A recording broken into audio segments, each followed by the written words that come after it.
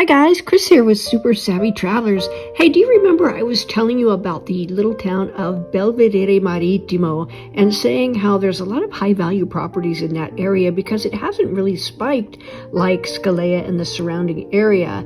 And I was poking around, of course, on our associate websites and I found this property.